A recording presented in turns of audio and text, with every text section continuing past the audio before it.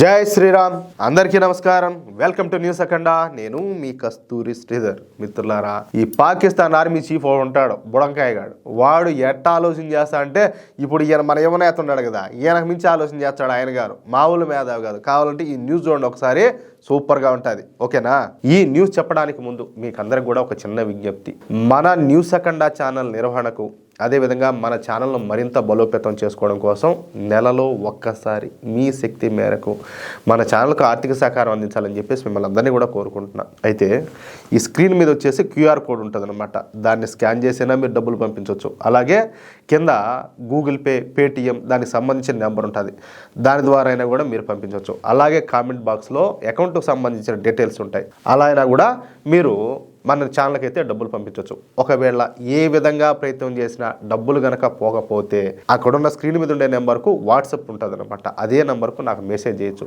మీరు కాల్ చేస్తే సమయానికి నేను ఆన్సర్ చేయొచ్చు, చేయలేకపోవచ్చు. ఎందుకంటే షూటింగ్లో ఉంటాం, లేకపోతే ఎడిటింగ్లో ఉంటాం, ఏదో పని మీద ఉంటాం కాబట్టి. కానీ వాట్సాప్లో మీరు చేసే ప్రతి మెసేజ్ కూడా ఖచ్చితంగా 100% నేను రిప్లై ఇస్తాను. ఓకేనా? మీ శక్తి మేరకు మన ఛానల్కు సపోర్ట్ చేయగలరని చెప్పేసి ఆశిస్తున్నా. సరే, ఇక న్యూస్ విషయానికి వస్తే, పాకిస్తాన్ ఒక ఫెయిల్డ్ స్టేట్ అన్న విషయం మనకందరికీ కూడా తెలిసిందే. ఈ పాకిస్తాన్ను మొహమ్మద్ అలీ జిన్నా స్థాపించాడు. మొహమ్మద్ అలీ జిన్నా స్థాపించాడు అనేదానికంటే అప్పటి కాంగ్రెస్ నాయకుల చేతగాంతనం మూలంగానే ఇప్పటి పాకిస్తాన్ అనే దేశం రూపుదిద్దుకునింది అని చెప్పుకోవచ్చు. మీకు తెలుసు కదా పాకిస్తాన్ ఎవరి మూలంగా ఏర్పడిందా? చెప్పాలంటే పాకిస్తాన్ జాతిపిత ఈ మొహమ్మద్ అలీ జిన్నా కాదు, ఆయన వేరే, ఆయన ఏండే ఉన్నాడు. కానీ ఈయన ఆడ ఎగుమతి కాకుండా మన నెత్తిని పెట్టుకునేవి ఆయన గారిని. ఇక ఈ పాకిస్తాన్ రాజ్యాంగంలో పాకిస్తాన్ పై అధికారం పాకిస్తాన్ ఆర్మీకి ఉండేటట్టు రాశారన్నమాట. పాకిస్తాన్ జాతిపిత అయినటువంటి మొహమ్మద్ అలీ జిన్నానే ఈ పాకిస్తాన్ రాజ్యాంగాన్ని రూపొందించాడు. అందుకే పాకిస్తాన్లో ప్రజాస్వామ్య ప్రభుత్వాల కంటే ఈ పాకిస్తాన్ ఆర్మీనే పాకిస్తాన్ను ఎక్కువగా పరిపాలిస్తూ వస్తుంది. అందుకే ప్రపంచంలోని అన్ని దేశాలకు ఒక ఆర్మీ ఉంటుంది, కానీ పాకిస్తాన్లో ఉండేటటువంటి ఆర్మీకే ఒక దేశం ఉండదని చెప్పేసి పెద్దవాళ్ళు అంటూ ఉంటారు. ఇక్కడ చాలా మందికి తెలియని విషయం ఏంటంటే, పాకిస్తాన్లో ఏ ప్రధాని కూడా 5 సంవత్సరాల పాటు ప్రధాని పదవిని అయితే చేపట్ల. ఏ నాయకుడైనా సరే ప్రధాని పదవిని చేపట్టగానే కొన్ని సంవత్సరాలకు పాకిస్తాన్ ఆర్మీ కలగజేసుకొని వాళ్ళను ప్రధాని పదవి నుంచి దించేసి పాకిస్తాన్ ఆర్మీ జనరల్సే పాకిస్తాన్ అయితే పరిపాలిస్తూ ఉంటారనమాట. ఎవరు? గతంలో ఈ ముషారఫ్ ఉన్నాడు కదా, ఆ మాదిరిగా. సరే, ఇక నేరుగా విషయంలోకి వస్తే, ఆసిమ్ మునీర్ గాడు నిజానికి ఒక ఇస్లామిక్ రాడికల్ జనరల్ అని చెప్పుకోవచ్చు. పాకిస్తాన్లోని మిలిటరీ జనరల్స్ అందరిలో కూడా ఈ ఆసిమ్ మునీర్ గాడే చాలా నికృష్టుడు అనమాట. అంటే వాళ్ళేదో మంచోళ్ళని కాదు, వాళ్ళ నోట్లో దూరిపోతాడు వీడు. అర్థమవుతుందా? వీడు ఇంతకు ముందు పాకిస్తాన్ గూఢాచార సంస్థ అయినటువంటి ISIకు చీఫ్గా పనిచేశాడు. ఆ సమయంలోనే మన దేశంలో పుల్వామాలో బాంబు పెళ్లిళ్ళు జరిగి తీవ్రమైనటువంటి ప్రాణ నష్టం అంతా కూడా జరిగింది. ఇక వీడు 2022లో పాకిస్తాన్ ఆర్మీ చీఫ్గా పదవి బాధ్యతలను అయితే చేపట్టాడు. అప్పటి నుంచి తరచుగా LOC దగ్గర ఏదో ఒక సంఘటన జరుగుతూనే ఉన్నది. ఇక వీడు లష్కరే తోయిబాతో కలిసి మన దేశంలో పెహల్గాంలో ఉగ్రవాద దాడికి పాల్పడ్డాడు. నేరుగా ఈ ఆసిమ్ మునీర్ గాడే ఈ తీవ్రవాద దాడిని మానిటరింగ్ చేశాడంట. సరే, అందుకు ప్రతీకారంగానే మనం ఆపరేషన్ సింధూర్ను కూడా ప్రారంభించి విజయవంతంగా నిర్వహించాము. ఇలా మక్కులు ఎరగొట్టాము. మనం ఆపరేషన్ సింధూర్ను ప్రారంభించిన 4 రోజులకే ఈ ఆసిమ్ మునీర్ గాడి చేతులెత్తేసి మన కాళ్ళు పట్టుకున్నాడు. దీంతో మన భారత ప్రభుత్వం కూడా ఆపరేషన్ సింధూర్కు కొన్ని రోజుల పాటు తాత్కాలికంగా బ్రేక్ వేసిందనమాట. అంటే ఈ ఆసిమ్ మునీర్ గాడు ఏమైనాడు? ఓడిపోయినాడు. మనం కూడా చెప్పుకున్నాం కదా మన న్యూస్ అఖండాల్లో, వీడు దొబ్బుకొని పోయి బంకర్లో దాక్కున్నాడు. ఒక పక్కన మన రోడ్డు పోయి ఆడ బీభత్సంగా గాలివాన వచ్చినట్టు సితక దొబ్బుతా ఉంటే వీడు పోయి బంకర్లో పందికులాగా దూరుకున్నాడు. ఎవడో ఈ పోతుమవాడు. కానీ ఈ చిన్నపాటి యుద్ధంలో పాకిస్తాన్ గెలిచింది అని చెప్పి ఈ ఆసిమ్ మునీర్ గాడు ఏం చేశాడు తెలిసిన? తనకు తాను ఫీల్డ్ మార్షల్గా పదోన్నతిని అయితే తీసుకున్నాడు. ప్రమోషన్ వీడే తీసుకున్నాడు. అరే, మీ వల్ల కాదంటే ఆ బార్డర్లో అమాయక ప్రజలు ఏదో కొంతమందిని పొట్టన పెట్టుకున్నారని చెప్తే మీరు పీకింది ఏందిరా, మీరు పీకింది ఏంది అంటాలే.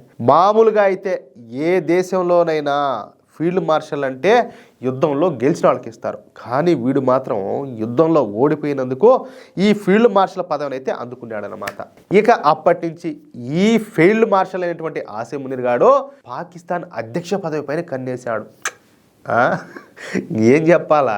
ఎలాగైనా సరే పాకిస్తాన్ అధ్యక్ష పదవిని చేపట్టి పాకిస్తాన్ను తన గుప్పిట్లో ఉంచుకోవాలని చెప్పేసి ప్రయత్నం చేసాగినాడు. ప్రస్తుతం పాకిస్తాన్ అధ్యక్షునిగా ఆసిఫ్ అలీ జర్దారీ పనిచేస్తున్నాడు.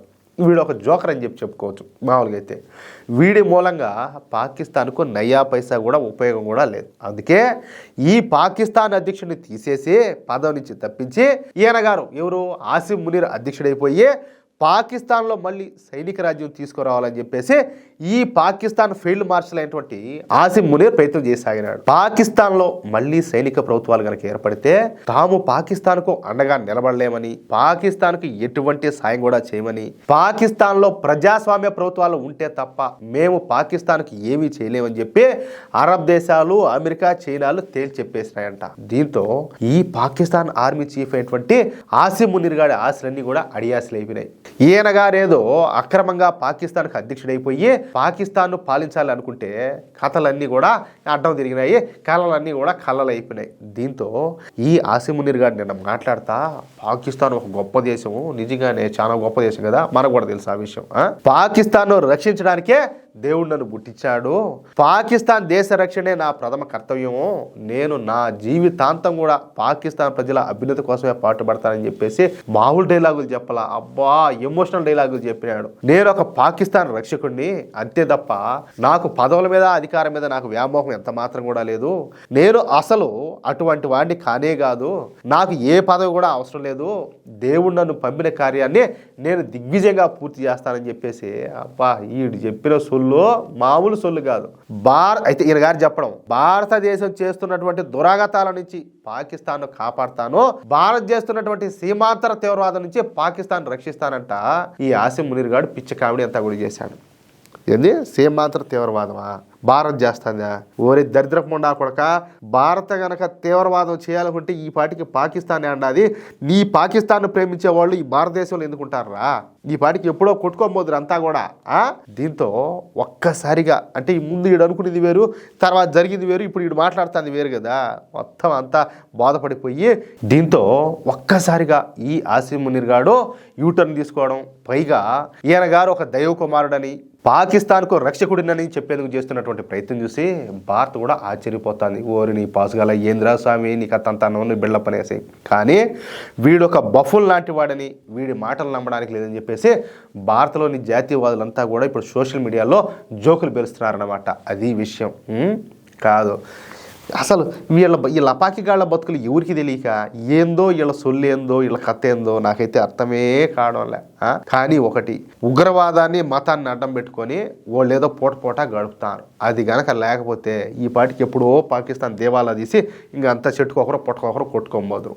ఇంత మాత్రమైనా కూడా పాకిస్తాన్ ఉండదంటే దానికి కారణం ఉగ్రవాదం, మతం. ఈ రెండింటిని చూసే వాళ్ళు వీళ్ళు ఈ అరబ్ దేశాల వాళ్ళు వీళ్ళకి సపోర్ట్ చేస్తున్నారు. దాన్ని ఏదో పబ్బం గడుపుకుంటా వీళ్ళు ఏదో బతుకు నిడుస్తారు. అది పరిస్థితి. మిత్రులారా, ఈ న్యూస్ కనుక మీకు నచ్చినట్లయితే ఖచ్చితంగా ఈ న్యూస్ నలుగురికి షేర్ చేయండి. అలాగే ప్రతి ఒక్కరు కూడా మీ యొక్క అమూల్యమైనటువంటి అభిప్రాయాలను కామెంట్ రూపంలో తెలియజేయండి. ఇంకో విషయం ఏంటంటే, ఇంతవరకు మీరు కనుక మన ఛానల్ను సబ్స్క్రైబ్ చేసుకున్నట్లయితే ప్రతి ఒక్కరు కూడా మన ఛానల్ను సబ్స్క్రైబ్ చేసుకోండి, సపోర్ట్ చేయండి ప్లీజ్. జై శ్రీరామ్, జై హింద్.